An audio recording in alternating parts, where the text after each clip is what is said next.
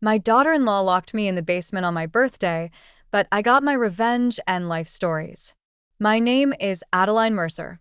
I'm 78 years old. I spent nearly 30 years working as a librarian. I used to believe that family was the safest place in the world, and for over a decade, I lived alone in a little house with a window that faced the sunrise. Then one day, my son called, "Come live with us, Mom. The house is big. We've got plenty of room." So I packed up everything: old photo frames, a jar of blueberry jam, and all the memories of what I once called home. I never imagined that coming back would begin in a basement. That year, the cold didn't come from winter. If you've got a little time, I hope you'll listen, not because I want sympathy, not because I'm trying to blame anyone, but because some things, if left unspoken, will forever be mistaken as unintentional. I've been silent for far too long. The first meal my daughter-in-law offered me after 12 years of living alone was a box of fried chicken and a look colder than a Vermont snowfall. My first dinner at my son Reed's house was on a folding plastic table. Monica, my daughter-in-law, sat across from me, not touching a thing. Reed got up mid-meal to take a phone call. Tessa, my granddaughter, had her headphones on. She didn't lift her head when I asked about school. "Welcome to your new home," Monica said flatly. "I'll go grocery shopping tomorrow." I nodded, chewed slowly, and felt the cold settle inside me. Monica led me to a small room with no windows and cream-colored walls. Right next to it was a door that led to the basement. She warned me, "Don't go down there. It's damp and dangerous." I set my bag down, just a few old photos, a box of embroidered handkerchiefs, and my little notebook tied with string. No one asked about them. I said I needed to plug in my wrist warmer. Monica said, "Let Reed handle it." When I asked for the Wi-Fi, she replied, "Tomorrow." Okay. That night, I couldn't sleep. I opened the door and saw Monica hunched over her laptop right next to the router. She was changing the password. I smiled and said, "Must be the unfamiliar place." She nodded. "Reed will help you tomorrow." At dawn, I folded my blanket and washed my face with cold water. The heater hadn't been turned on yet. While wiping down the counter, I noticed a crumpled piece of paper in the trash. It was the letter I had once written by hand to my daughter Carla the day she got married. I had written, "If you ever need a home to come back to, I'll be here." Now that letter lay in the trash in my daughter-in-law's kitchen. I drank from a plain, white cup. No flowers, no words. Back in my old house, I had a cupboard full of mugs that said, "You are loved." Now, just a cold bare cup. I stepped outside into the backyard. The yellow leaves were wet with dew, and a sparrow darted away. I used to feed the birds every morning. Here, there was no bread and not a single bird that knew me. Monica saw me and said, "If you need anything, just leave a note on the table. Our schedule's pretty tight. Tie full." Then she reminded me again, "Your room's right next to the basement. Don't open that door. Old houses like this get moldy. It's not good for seniors." That afternoon, Reed took me to the supermarket. He quickly grabbed almond milk and sugar-free bread. I asked for red apples to bake the pie I always made. He said, "Monica doesn't eat sweets." I answered, "But I do." He picked a smaller bag, the wrong kind. I didn't say a word. That night, I went downstairs to find a dish towel. As I bent down, a draft of cold air brushed past me. The basement door was slightly ajar. The stairs below were dark, and a faint scent of bleach drifted up. I placed my hand on the wooden railing. It was ice cold. From behind me, Monica's voice rang out, "That door is always off its hinges. Reed will fix it tomorrow. It's really not safe, Mom." I nodded and walked back to my room. Monica slid the bolt into place. Before falling asleep, I stared at the ceiling. No cats, no ticking clock, no light under the door. Everything felt wrapped in plastic, soundproof, cold-proof, and heart-proof. I opened my notebook and jotted down a few things: joint cream, eucalyptus oil, stationery. My handwriting was shakier now, but still clear. I've read hundreds of mystery novels in my life, but not a single one ever started in the basement of my own son's house. At my age, I'm no longer afraid of the dark, but I've grown afraid of my daughter-in-law's quiet voice. I used to think the scariest thing was illness. Then, when Jack passed, I thought it was losing someone by your side. But no, the scariest thing is a voice soft as breath, so gentle it melts into the brick walls, yet pulls something from inside you inch by inch until you're hollow. That morning, I woke up at 6 o'clock. The air was still heavy with mist. The scent of bleach had already crept in from a hallway. Monica had taped a new note to the fridge: no microwave after 8 p.m., no hot water during peak hours, cut sugar. Her handwriting was neat, precise, like an elementary school teacher's. I opened the cabinet looking for my old teacup with the blue rim, the one we got as a wedding gift. It was gone, broken. Monica saw me standing still. "Oh, that old cup. Don't feel bad. Old things tend to break easily." I said nothing. I stepped out onto the back porch, trying to breathe air that didn't smell like chemicals. I crossed the yard and walked down the small path that led to Daisy's diner. The owner remembered me, called me by name. "Adeline, been a while." Grant was there too, sitting in the back. He looked up. "You still remember the way, huh?" I smiled faintly. "As long as I can still smell the pies here, I'll know how to find it." I got back just before 9. Monica was waiting by the door. "You went out without saying anything. Just for a walk?" I replied. "It's dangerous these days. What if you fell?" I nodded. I didn't argue. That night, dinner was stewed beans and skinless chicken. Reed placed a few pieces in my bowl, then went silent again. Monica turned on the TV. I pulled out the memoir I had brought with me, The Last of Winter's Warmth. I flipped to the middle and read aloud that winter Jack and I went skating on Echo Lake. My hands were freezing, but he never let go. He said, "As long as you're still skating, I won't let you fall alone." I looked up. Monica clicked the remote, and the TV switched to a game show. Reed didn't react. I closed the book. Tessa was sitting at the edge of the table, phone in her lap, but her eyes were on me. "Grandma, did you ever take pills for your nerves?" I didn't answer. I wasn't angry. I just looked straight at her long enough for her to look away. I carried the book back to my room. Something in my back felt cold, not from a draft, but from that question still hanging in the air. I used to think I'd forgive Reed for being silent, but now I see his silence laid the foundation for the doubt and quiet control that's grown in this house. I opened the book again, this time to page 76, where I once wrote about the depression after Jack died. But the words were gone. In their place was a bland poem about healing and moving on. There was no handwriting, not mine. I flipped to the back cover. There was a sticker. I peeled it off. Underneath the original title, The Last of Winter's Warmth, someone had swapped it. I walked over to the bookshelf. The others were all pastel-toned self-help books, poetry with soft titles, the kind Monica liked to display in the living room. They hadn't just taken my book. They were rewriting me. I sat down. In the drawer beneath the bed, I had hidden a few things: Jack's pocket watch, some old photographs, an unsent letter, and a reprinted copy of my memoir from last year. I handed it to Tessa. "When you have time, read this version. No need to tell anyone." She took it, didn't fully understand maybe, but her eyes weren't completely distant anymore. That night, I locked my door, not to keep others out, but because I feared someone had already gotten in, just not into my room, into Tessa's mind. My 78th birthday began with a trash bag and ended in a basement that smelled like bleach. I was grateful for the early Vermont chill. At least it was honest with me. The wind swept across the porch roof. Dry oak leaves chased each other down the steps. I stepped outside to take out the trash, just as Monica had reminded me the night before. "Remember, Mom, this house does trash pickups early Saturday, not Friday night like your old place." Your old place. She meant the little apartment I'd lived in for the past 12 years. No fancy kitchen, no leather sofa, but at least I had the key, and everything stayed exactly where I put it. When I came back inside, Monica had set the table: 2 slices of dry toast, a glass of orange juice, a tired-looking plastic flower arrangement trying its best to appear lively. "Happy birthday, Mom," she said without meeting my eyes. "How's this? Light breakfast, good for digestion." Reed was reading the paper. Never looked up. "Yeah, happy birthday, Mom." Tessa slid down the stairs, hair unbrushed, phone in hand. "Happy birthday, Grandma," she muttered.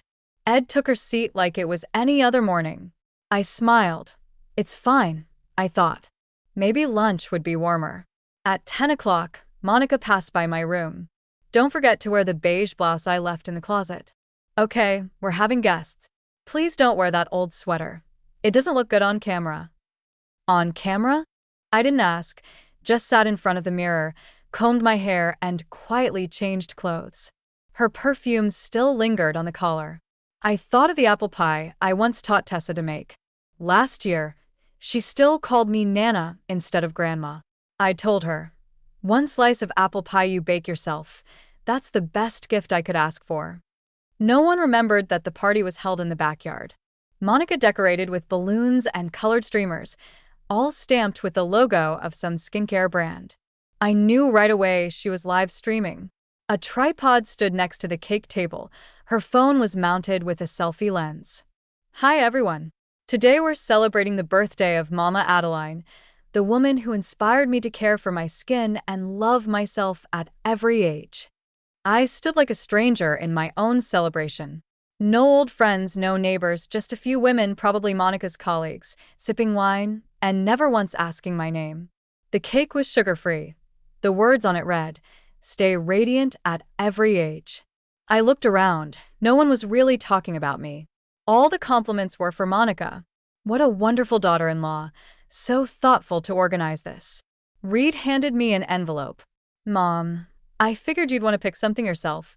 So here's a gift card for Farrell Market." I nodded with a light smile. "Thank you, dear."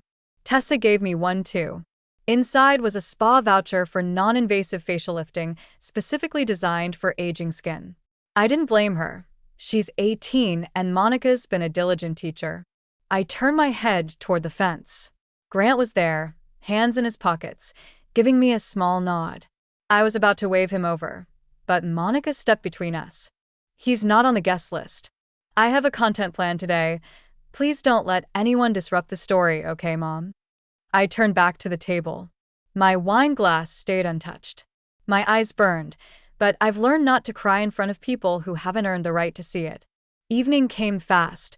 November light disappears early. When I went back inside to change clothes, I found my room locked. I stood there confused, went to the kitchen, and found Monica. "They're working on the upstairs plumbing," she said calmly. "For now, you can stay downstairs in the basement. There are blankets and pillows already set." I wanted to protest, but when I looked around, no one was looking at me. Reed was typing, Tessa was watching TikToks. I suddenly felt like a shadow, so weightless I could vanish from the room without leaving a sound. I went downstairs. It was dark and cold. The bleach smell still lingered from the last time Monica had cleaned the floors. I turned on the light. It flickered dimly. The walls were peeling, and the cement floor chilled my feet. I saw an old wooden box labeled in familiar handwriting, "Adeline, keep it, Jax." I sat down and opened it. Inside was the small radio Jack had once fixed for me when we were newlyweds, our wedding photo yellowed at the edges, and something I never thought had survived, a tiny library camera I used back when I recorded story time for the children. I pressed the power button, no light. I opened the battery case. Empty. I searched the box and there, wrapped in a zip bag, was a pair of old batteries. I slipped them in. A faint red light blinked on. I flipped the switch. The little red glow was the only birthday light I lit for myself. I placed the camera on the narrow shelf above the stairs, angled to see the whole basement. No one knew it still worked. I wasn't even sure what I'd do with the footage, but that red light told me I still existed, at least to myself. The basement wasn't a prison. No lock outside, but it was far enough, cold enough, dark enough to send a message even a 78-year-old couldn't miss. This is where you belong now. I lay down on the fold-out mattress. The blanket was thin, and the leaking pipe overhead tapped out a steady rhythm. I counted each drip like counting down what little remained of something called family. Footsteps, someone above. I didn't know if it was Reed, Tessa, or Monica. Then a knock, soft on the basement door. I didn't answer. The footsteps left. I sat up and opened the keepsake box again. One by one, I pulled out the wedding photo, movie stub, the ribbon Jack used on our first anniversary gift. Then I found a small piece of paper fallen between the pages of an old notebook. It was a letter I'd once written to Carla, my closest friend, who I hadn't heard from in years. My handwriting, but the paper was stained, the edge torn. Someone had opened it, then thrown it away. I remembered I'd left it in the desk drawer before I moved out. Monica must have found it and tossed it. I laughed a small laugh, but something inside me shifted. A thin line, already frayed, was tearing just a little more. The next morning, I came upstairs. Monica was making a smoothie. The blender was loud. Reed wasn't home, and Tessa was at the table reading something on her phone. "Morning, Mom," Monica said, turning with that same smile, the kind that never reaches the eyes. "Did you sleep okay down there?" "I found some keepsakes from Jack," I said, looking directly at her. "Thanks for leaving them." She paused just for a second, then smiled again. "Oh, I had no idea. Must have been Reed." Tessa looked at me, didn't say anything, but her eyes were different. I was about to ask more when the doorbell rang. Monica went to answer it, a delivery, a large envelope. She signed for it quickly, shielding the label, but I saw it faint in the corner. Coldwater Legal Services. I said nothing, but I remembered that afternoon I went into the yard, pretending to pull weeds just to get closer to the fence. Grant was there, watering his plants. "I heard music last night," he said softly. "Didn't sound joyful." "No one sang happy birthday," I replied, but I had a red light. He furrowed his brow. "Camera," I added. "Old, but it still works." He nodded, eyes easing. "If you ever need anything, I'm right here." I thanked him, didn't ask more, but I knew every morning from that little basement window I could still see him, a reminder that I hadn't completely vanished from the map of the world. That evening, I went to the kitchen early and found Monica organizing the pantry. "I want to move back to my room upstairs," I said. "The basement floor is not good for me." She didn't turn around. "Plumbing's still under repair." "Mom, where's the plumber?" "They'll be back this weekend." "I didn't see anyone come today." She turned, then smiling, hand resting on a spice jar. "No need to worry about the details. I'm taking care of everything." I said nothing, but as I walked out, I looked back. She'd replaced the cover of my memoir again. Now it read, "Healing Through Words." I had written the last of winter's warmth. She was trying to rewrite my memory one word at a time. I went back to the basement. The camera was still on. I opened my notebook and recorded every detail, date, time, words spoken. Then I looked into the lens and whispered, "I'm still here. I remember everything, and I won't let them erase it. I've grown used to the silence in this house." But that night, it was the silence that saved me. The basement was damp. The filament bulbs on the ceiling gave off a dull yellow glow, making everything feel like a world gone moldy and forgotten. But I didn't sleep. I sat against the wall, camera in hand, wiping dust from the lens. Then I looked up toward the old air vent. I'd once hidden cameras in places no one would expect, on library shelves, inside the catalog drawer, even beneath the tree outside Coldwater High. Back then, I'd used this same camera to catch a student sneaking books out under his coat. I never told him, just printed the photo and slipped it into his locker. He returned the book that afternoon. No shame, no confrontation. Now I was doing the same thing, but with my own family. I dragged over the low wooden chair, stacked some cartons to stand taller, and reached for the vent, gently unhooking the rusted mesh. I slipped the camera in, angled it upward toward the kitchen above, where Monica and Reed whispered every night. Then I returned to the bed, checked the screen. A blur at first, then clearer, the kitchen ceiling. I adjusted the angle. The wind howled through the cracked window frame. Everything was in place. Upstairs, the house remained quiet. I opened my old notebook and wrote in slanted script, Tuesday, 11:43 p.m., camera installed, audio recording on, reminder. Hide SD card under table leg. Beside me lay an old phone, plastic casing cracked. I'd kept it in my sewing drawer. Battery low, but I still had the charger. The SIM inside still worked. No one knew about it. It was the only thing Monica hadn't sorted or labeled as useless, the only part of my old apartment she hadn't filtered. I opened the contacts. A name appeared. Carla M. I hesitated. I tried calling 5 years ago, only to hear this. My number is no longer in service. I never tried again, but tonight I pressed call. 1 ring, 2, 5, then a voice. Hello. I didn't know what voice I'd been hoping for, but when I heard it, my chest tightened lower than I remembered, but familiar. Carla. Silence. Who is this? It's Mom. Her breathing shifted, a sharp inhale like someone had pushed her back into a memory. My mother passed away. No, she didn't. She's just been hidden right here in this town, in Reed's basement. Another pause, some soft music in the background, meditation tones maybe. Carla used to play those to help her sleep. I'd sent her a CD of them in 2010. Monica once said she threw them away. Do you have proof? She asked, her voice trembled. Yes, I'll send photos from the camera and audio right now. I ended the call, opened the photo app, snapped the kitchen ceiling, Monica's back turned, envelope in hand, and sent it through an old messaging app. 5 minutes passed, then a reply. I need some time. I typed. Just don't tell anyone I called. I'll wait as long as it takes. A minute later, another message appeared. Mom, wait for me. I'm coming. Tell no one.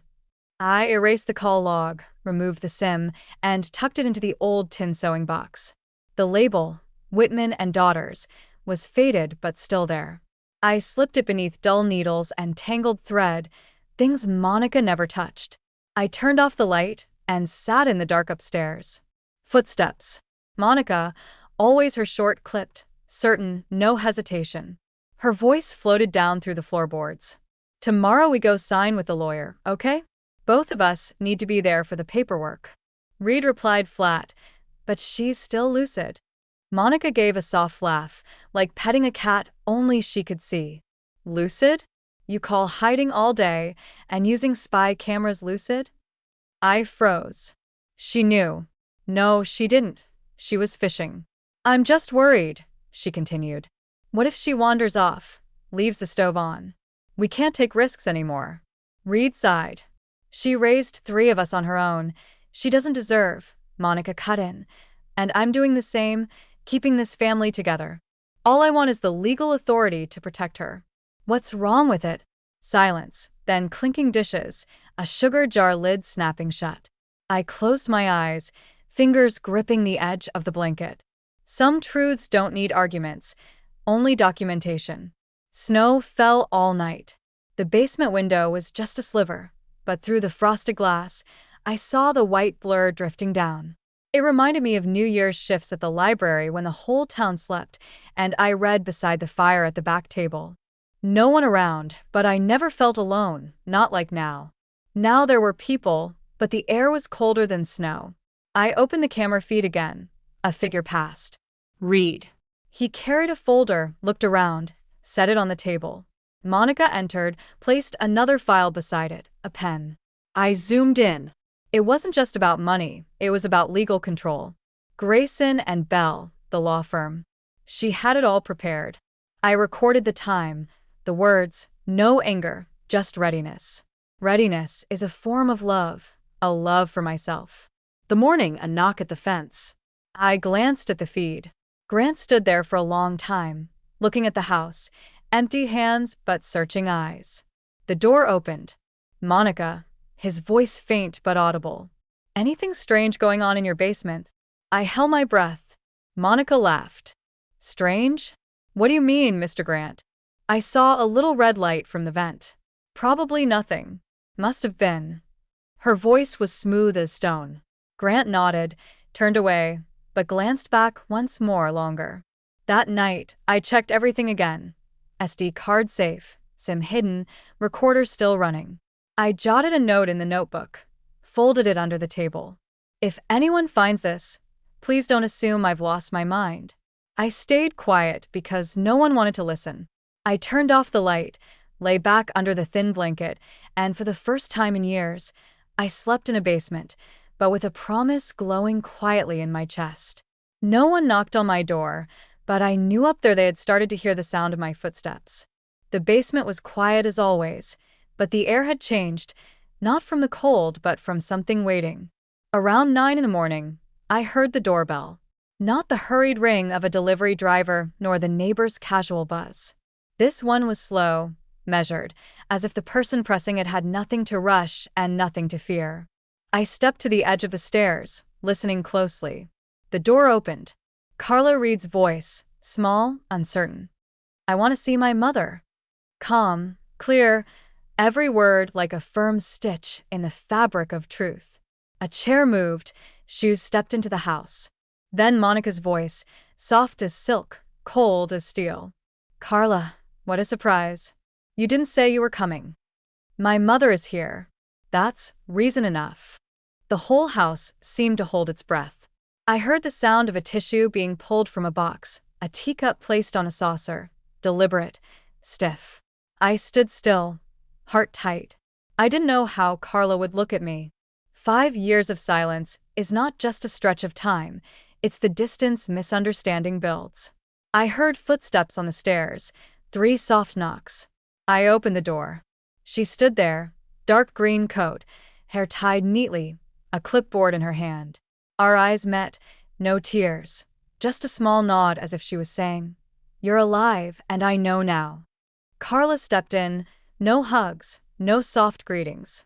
She scanned the room, took notes on the clipboard: water damage, exposed outlets, poor heating. This space does not meet elder care standards. Her voice was low, professional. I didn't speak, just watched as she opened the trash bin, pulled out the letter I once wrote to her, the one Monica had thrown away. She slid it into a Ziploc bag, evidence. "Do you have audio recordings?" she asked. I nodded, handed her the SD card. "This is the recording of Monica and Reed discussing legal control transfer." She tucked it into her coat pocket, no small talk, just certainty. A moment later, she went back upstairs. I heard the kettle whistle, dishes, Monica offering tea. Carla sat, but didn't touch the cup. "What brings you here?" Monica asked, still smiling. Carla looked straight at her. "I'm with Elder Protective Services. My mother has a right to minimum standards physically and emotionally. You don't live here. You don't see her mental instability." "A mentally unstable person," Carla said slowly, "doesn't produce full audio logs with timestamps, doesn't photograph wall mold and exposed wires, doesn't remember her daughter's name after 5 years of silence." Then Monica's dry laugh. "So, what are you going to do?" Carla didn't answer. She walked out. I heard the car start. 10 minutes later, I got a message: emergency file submitted to the court. Tell no one. That afternoon, the doorbell rang again, 3 sharp chimes. Sheriff Dina. I remembered her from the farmer's market 3 years ago. Her voice was firm, military sharp. "I received an anonymous report on the living conditions of Ms. Adeline Mercer." Reed stammered, "There must be some mistake." "No mistake," Dina said. She held up a court order from Windham County. "I'd like to inspect the basement." Monica cut in. "We reserve the right to refuse." "No, you don't." Dina stepped forward. I stood waiting, back aching, but I stayed on my feet. Dina descended, flashlight sweeping every corner, ceiling mold, exposed wires, no dedicated heating, no emergency call system. "That's enough." From the top of the stairs, Monica shouted. "She's mentally unwell. This is all delusion." I looked up but didn't speak. Dina turned to me. "Seems to me you're clear-minded enough to document things most people wouldn't even notice." That line sealed the air in the house. We sat in the living room. Dina wrote quickly, then turned to Reed. "You're her immediate relative?" Reed nodded, eyes avoiding mine. "Were you aware the basement wasn't legally compliant?" I thought it was temporary." "Temporary doesn't mean legal." She closed her notebook. "This will be reviewed by the Department of Elder Affairs. Until then, I am ordering a freeze on any changes to guardianship or legal control." Monica said nothing, but her fingers tightened around the teacup handle. After Dina left, silence returned, but not the kind that comforts, the kind stretched like a wire, ready to snap. I went upstairs, back to the room I once called mine. It was locked. Monica held the key. What do you need from up here? A sweater. It's cold downstairs. All the rooms are the same. She unlocked the door but stood in the way. I didn't respond. I just stood there until she stepped aside. I walked in. The scent of mothballs hit first. My sweaters were shoved into the lowest drawer, but I wasn't looking for clothes. I was looking for the file. I found it tucked behind an old medicine box. Carla's printout, Elder Rights in Vermont. I folded it into my notebook and went back downstairs. That night, I ate alone. Monica and Reed stayed in their room. Tessa had disappeared earlier. I sat before a bowl of lukewarm soup, turned on the radio. A soft jazz tune played, then a news segment. The Vermont Office of Elder Services confirms all suspected cases of psychological elder abuse will now be reviewed immediately. No family intermediaries. I watched the fireplace glow on the wall, not warm but honest. The next morning, Carla returned. She didn't come inside. She stood across the gate. I stepped out, coat wrapped around me, hair tied back. Carla handed me an envelope. This is a copy of the file you sent. It's now on the state record. Then she handed me a second paper, a new power of attorney. If you sign, we can file for independent living capacity review. I took the pen. My hand trembled slightly, but didn't hesitate. I signed. Carla spoke quietly. Elite. I told Monica I was just visiting, but I'm the official investigator I was assigned weeks ago. I looked at her for a moment. I saw the child I once walked to school. Her eyes had once welled with tears when I left her on her first day. Now those same eyes held lost data structure, but still love. I'm still your daughter, Carla said. Only now I know how to protect you. Later that day, Monica called in a private doctor, a man in his 60s with silver hair and glasses. We just want a mental evaluation, Monica sang sweetly. Just precaution. She has a history of confusion. No. I cut in. I won't speak without my attorney present. The doctor looked at Monica. She has that right. Without consent, I can't proceed. Monica hissed through her teeth. Reed said nothing. I looked around the room. The family photos didn't include me, but I no longer felt missing. I knew where Carla was, filing papers in my name. That night, I checked everything again. Audio file, Monica Reed Convo 03, bot wave, safe photos, mold. Wiring clear, court documents scanned. I sent them to Carla at 11:58 p.m. I got an email. Emergency intervention request submitted. Hearing in 3 days. I turned the camera back on. The tiny red light blinked again in the dark. I stared into it, not to light the way, but to remind myself I'm still here and I still have a voice. For the first time in my life, I stood up to protect someone whose voice had once been stolen, my mother. I've lived long enough to know not everyone who calls you mom truly wants to be your child. That morning, the town hall of Coldwater Bluff held a small hearing. The courtroom was modest, 12 chairs, a few observers. The snow on the steps had melted early, leaving streaks of water across the gray stone floor.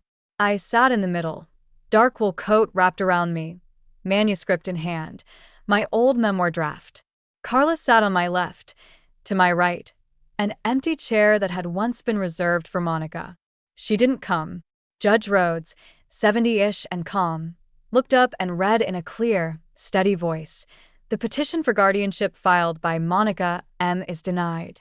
Ms. Adeline Mercer retains full authority over her personal and legal decisions. No applause, but I felt something loosen inside me, like setting down a stone I'd carried too long. Carla didn't speak. She simply placed her hand over mine, still cold, like when she was a child, but this time the cold didn't scare me. 2 weeks later, I moved in with Carla. Her house was smaller than my old one but brighter. My room faced the backyard where, lilac bushes were already budding even in mid-December. The dining table only had 2 chairs, no fighting over space, no reaching for the remote. Carla placed a red candle in the center.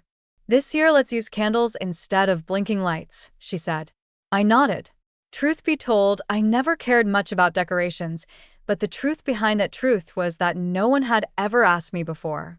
The memoir draft sat on the windowsill shelf, the original title still intact, The Last of Winter's Warmth. But now beside it, a new folder. Carla was transcribing each page, not editing, just adding notes, questions, gentle nudges. This part says 1986, but the photo you taped says 1985. Is that a mistake? I blinked. Maybe my memory is not perfect, but you're right to ask. Carla smiled softly. Then I'll write the author misremembered the year, but still recalls her father's eyes that day. Would that be okay? I nodded.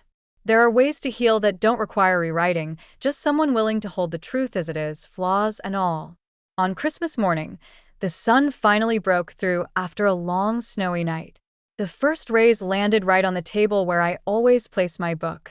I made a simple breakfast. Boiled eggs, toast, and a little apple butter.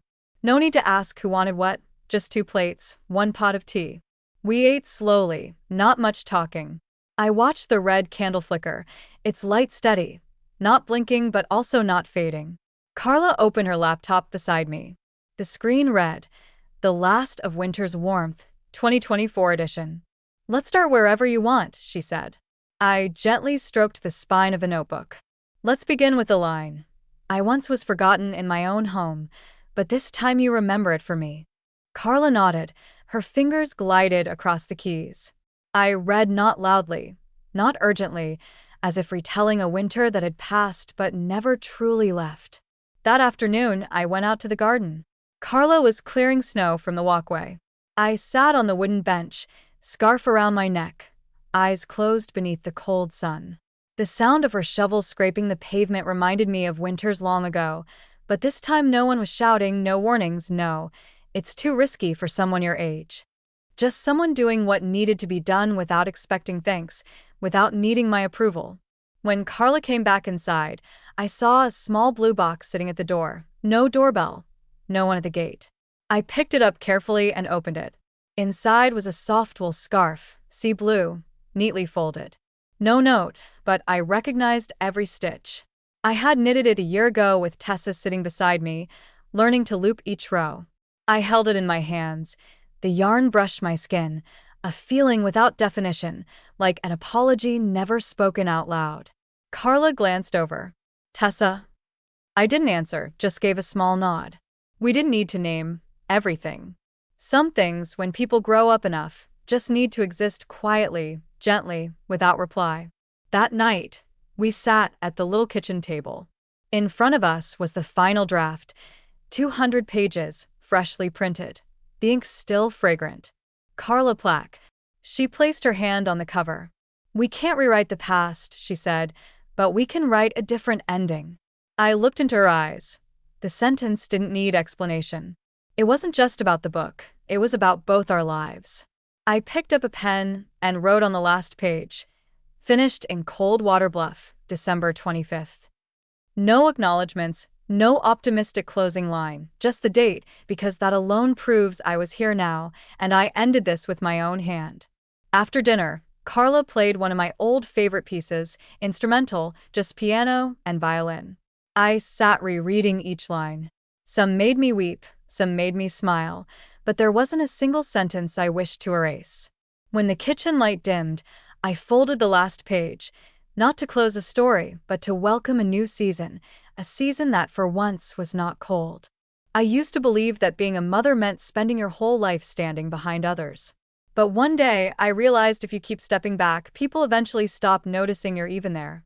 Kindness isn't always remembered, but dignity is something you can't afford to lose. It's taken me this long to understand that sometimes even love needs boundaries, so the people you care for know when it's time to turn around. If this story made your heart ache, let it remind you that the silence of an old woman isn't always because she has nothing left to say, but because no one's been listening for a very long time.